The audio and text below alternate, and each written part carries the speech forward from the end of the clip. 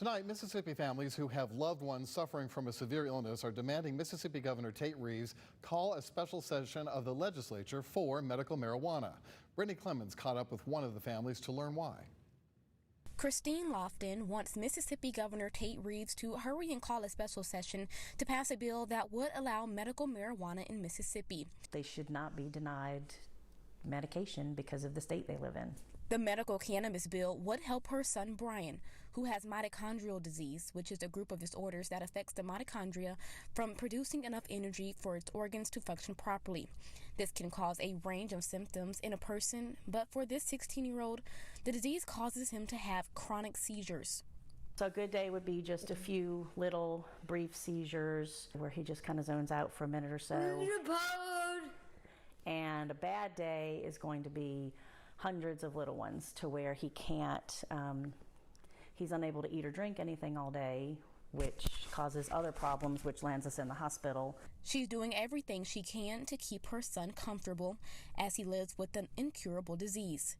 Christine says Brian has tried dozens of medications to lessen the severity of his symptoms, but nothing is working. If he is on so many medications that he's basically catatonic, there is no quality of life. You can't go out and be social, you can't go to school.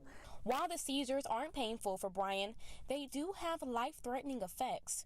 Brian has suffered from black eyes, busted nose, and other injuries. Christine says medical marijuana is the answer.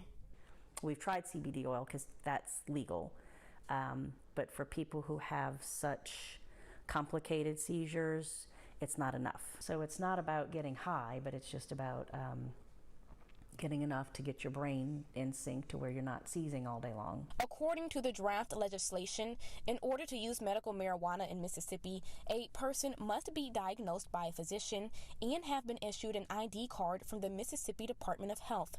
But until a special session is called by the governor, families like Brian's are stuck waiting.